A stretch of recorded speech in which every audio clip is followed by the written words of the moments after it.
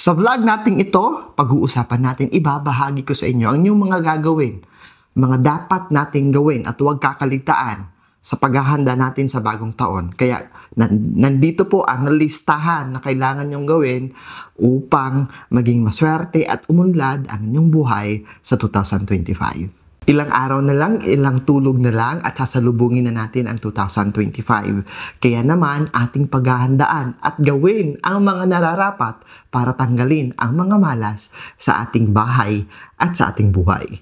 Unang-unang dapat gawin, at hindi ko kinakaligtaan ito, declutter.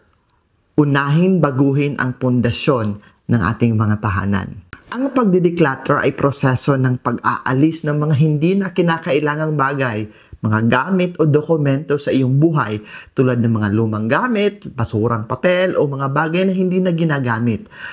Mahalaga